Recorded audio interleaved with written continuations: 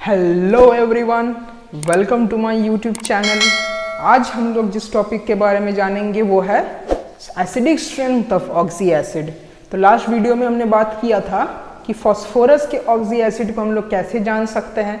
अब इसके आगे भी मैं वीडियो बनाऊंगा कि सल्फर के ऑक्सी एसिड्स और क्लोरीन के ऑक्सी एसिड्स के बारे में। तो आज जो हम लोग जानेंगे वो है acidic strength of oxy acids. वो कैसे निकाल सकते, कौन सा ऑक्सी एसिड ज़्यादा एसिडिक है, कौन कम एसिडिक है, एसिडिक स्ट्रेंथ कंपैरिजन वो कैसे कर सकते हैं हम लोग।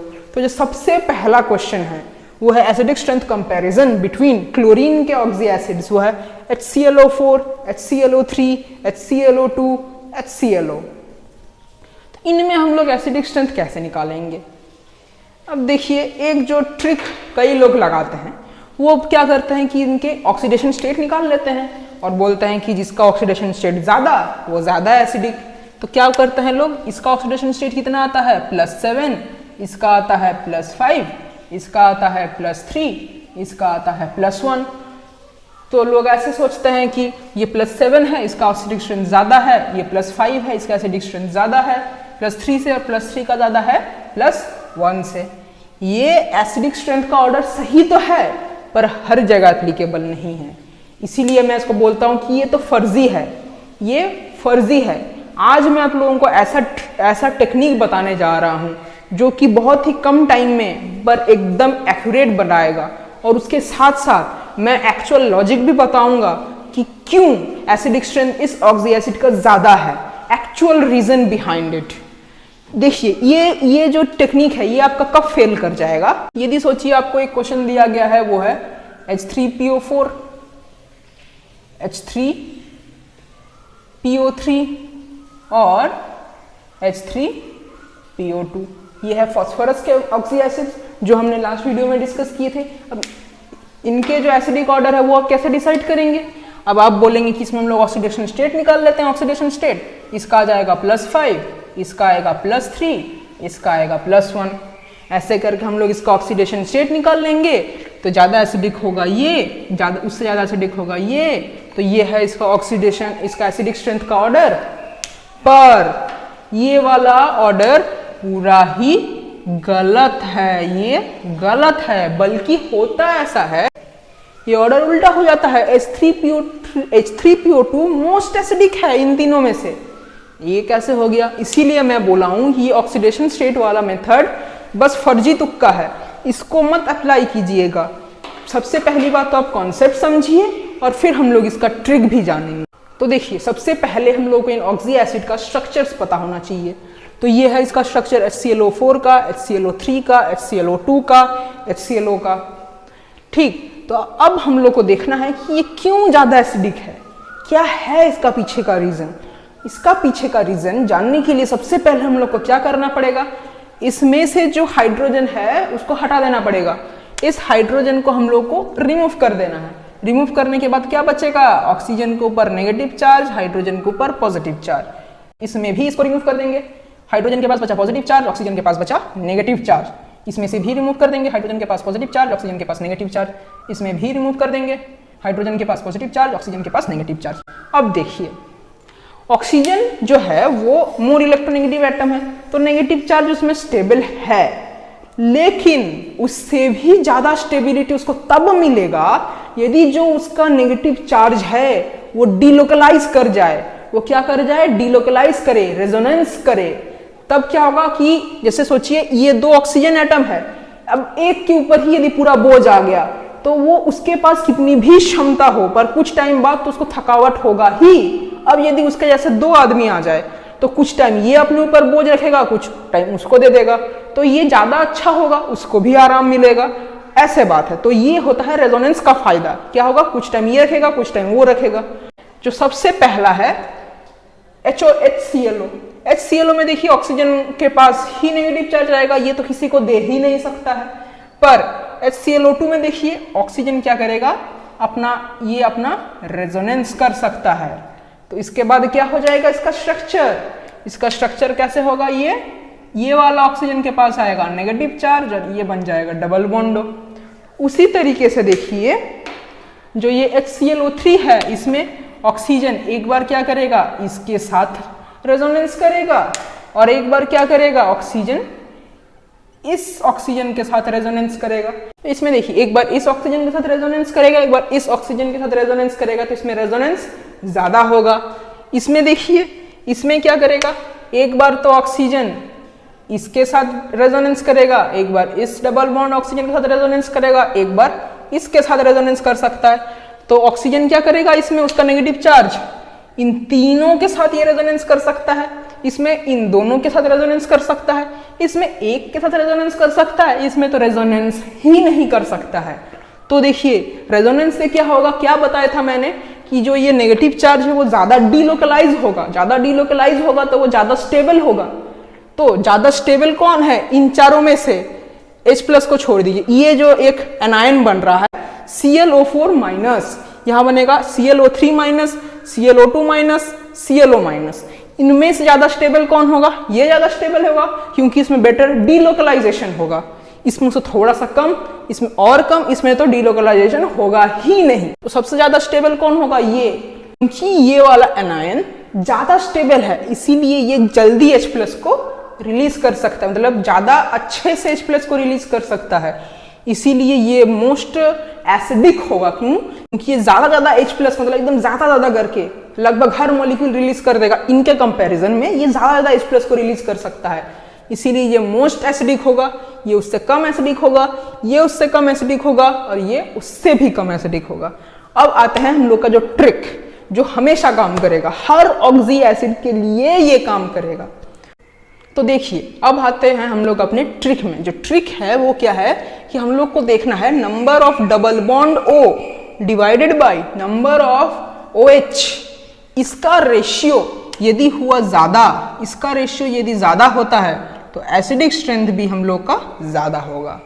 इसके पीछे का भी लॉजिक वही है कि यदि डबल बॉन्ड O बढ़ेगा तो इसका ज्यादा डीलोकलाइजेशन होगा, ज्यादा स्टेबल होगा, ज्यादा एसिडिक होगा उसका जो ऑक्सो एसिड है। और ये जो number of OH minus ion यदि बढ़ जाएगा तो एसिडिक स्ट्रेंथ घट जाएगा। ये क्यों है, इसके लिए आगे देखिए, बने रहिए। तो ये हम लोग का लॉजिक है। इस हिसाब से देखिए, जो सबसे पहला है HClO4 में number of double bond O कितने हैं, 3, और नंबर ऑफ OH कितने हैं, 1। इसका रेशियो कितना आया, 3। नेक्स्ट क्या है, ये है, इसमें डबल बॉन्ड O 2 है, OH 1 है, इसका रेशियो कितना आया, 2। इसमें कितना है, इसका रेशियो कितना आएगा, डबल बॉन्ड O 1 है, OH भी 1 है, इसका रेशियो आएगा 1। इसमें तो डबल बॉन्ड O है ही नहीं तो इसका रेशियो आ जाएगा 0। तो इस हिसाब से भी देख लीजिए कि एसिडिक स्ट्रेंथ किसका ज्यादा होगा, HClO4 का, फिर HClO3 का, HClO2 का, फिर HClO। अगला जो हम लोग के पास क्वेश्चन है वो है compare acidic strength of HClO4, H2SO4, H3PO4। यह है क्लोरीन का ऑक्सी एसिड, यह है सल्फर का ऑक्सी एसिड, यह है फास्फोरस का ऑक्सी एसिड। तो इसके लिए हम लोग को सबसे पहले इनके स्ट्रक्चर जानने पड़ेंगे। तो ये इनके स्ट्रक्चर्स हुए। अब हम लोग देखिए कॉन्सेप्ट से तो हम लोग निकाल ही सकते हैं, अब हम लोग इसके ट्रिक जानते हैं। जो ट्रिक बताया था मैं उस हिसाब से देखिए, क्या बताया था मैं, number of double bond O divided by bond OH, ये था। इसमें क्या आएगा, ये आएगा 3/1 = 3। इसमें क्या आएगा, ये आएगा 2/2 = 1। इसमें क्या आएगा, ये आएगा 1/3। आ गया। तो अब देखिए इसमें फिर एसिडिक स्ट्रेंथ का ऑर्डर क्या होना चाहिए, HClO4 ज्यादा, ये 3 है, ये 1 है, ये उससे भी कम है। देखिए तो ये होना चाहिए इसका एसिडिक स्ट्रेंथ का ऑर्डर। अब हम लोग इसमें कंसेप्ट लगाते हैं, जो आपको मैं बोला था कि ये OH बढ़ने से इसका एसिडिक स्ट्रेंथ क्यों डिक्रीज हो जाएगा। अब वो रीजन देखते हैं। देखिए इसमें से हम लोग ये जो बॉन्ड इन हाइड्रोजन्स को हटा दे रहे हैं, ठीक, इसके जगह है नेगेटिव आयन, ये O नेगेटिव, ये O। तो उसके लिए आप देखिए HClO4, जो इसमें H+ हटने के बाद ये क्या बनेगा, ClO4 माइनस।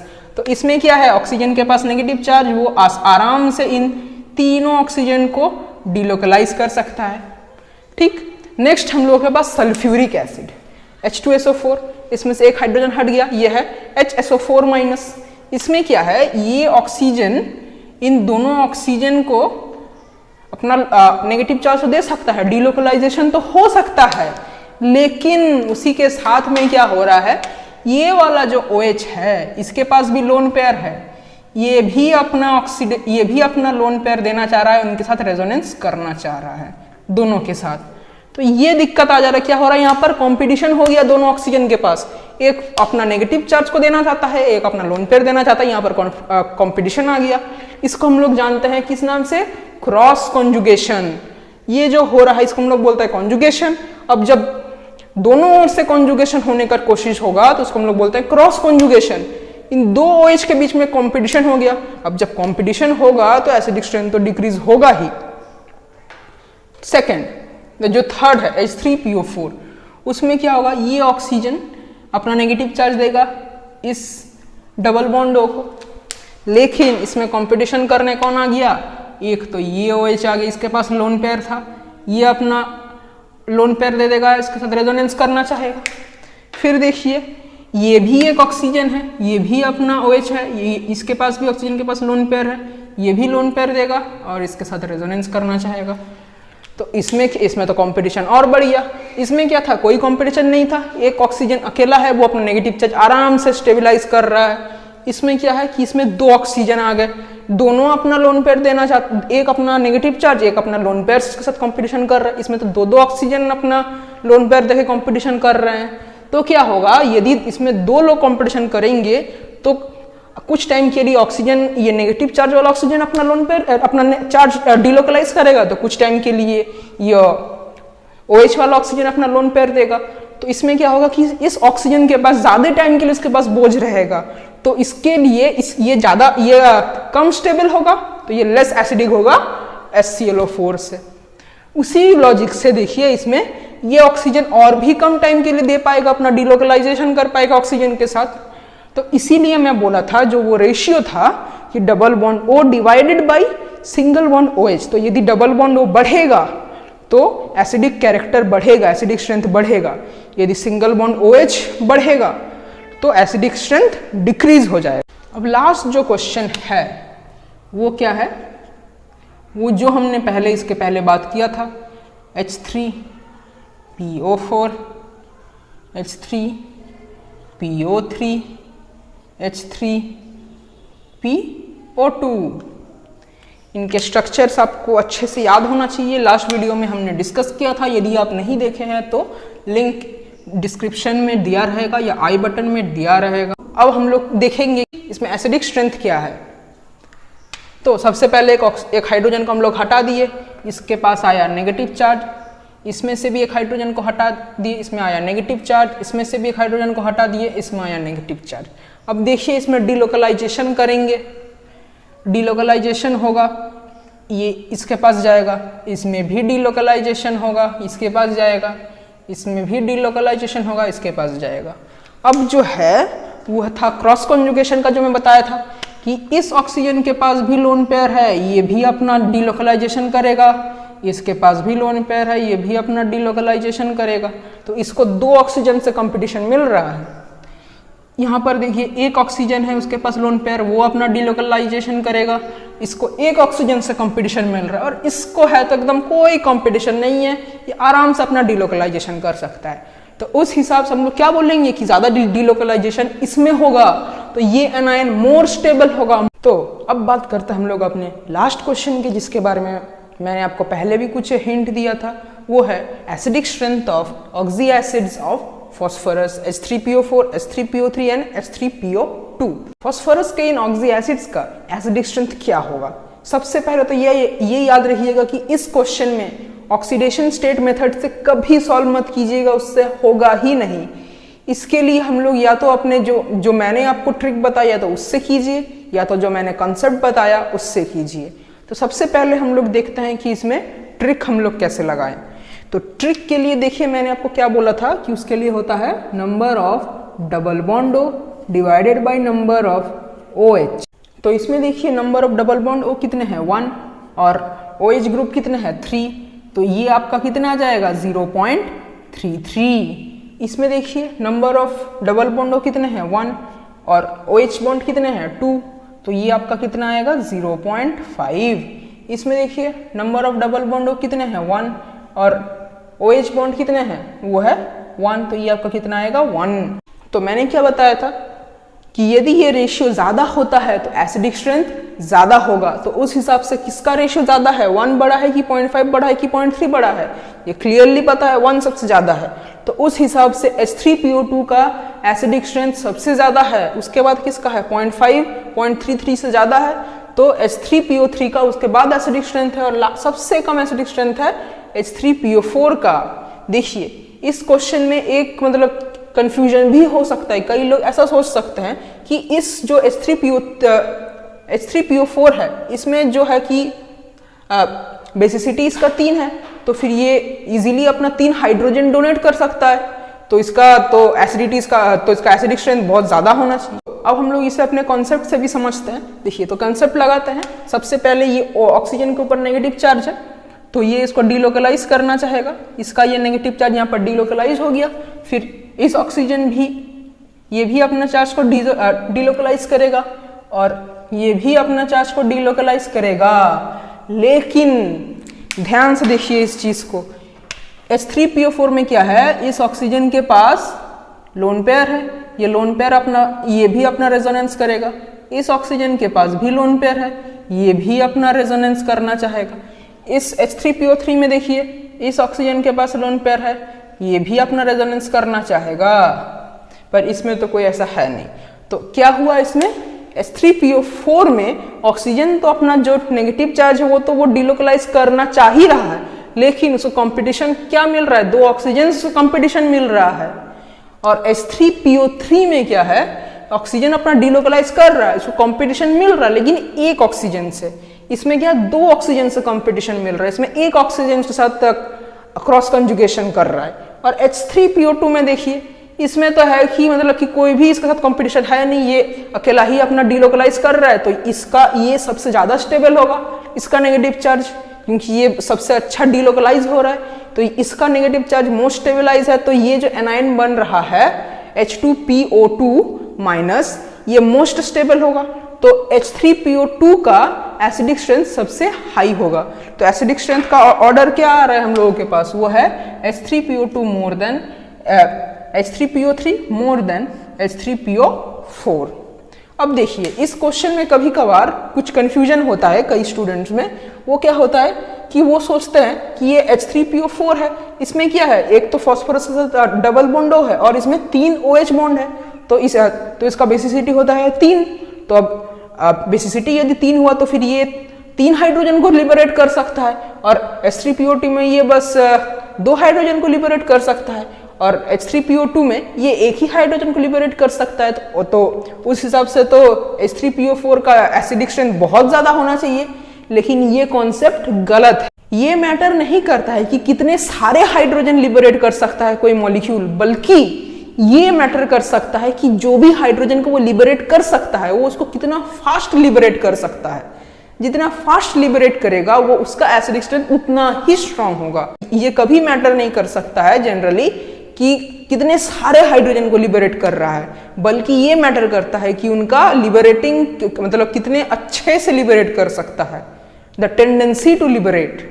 अगर आपको ये वीडियो इंफॉर्मेटिव लगा तो चैनल को सब्सक्राइब कीजिए और इस वीडियो को शेयर कीजिए। अगर आपको ये वीडियो अच्छा लगा तो वीडियो को लाइक कीजिए, अच्छा नहीं लगा तो डिसलाइक कीजिए। और अभी भी यदि आपको इस टॉपिक से रिलेटेड कोई भी डाउट है तो आप इसको नीचे कमेंट सेक्शन में ज़रूर बताइए, मैं आपको आंसर देने का 100% कोशिश करूँगा। तो आज का वीडियो बस यहीं तक था, मिलते हैं अगले वीडियो में फिर एक दिन। तब तक के लिए गुड बाय एंड जय हिंद।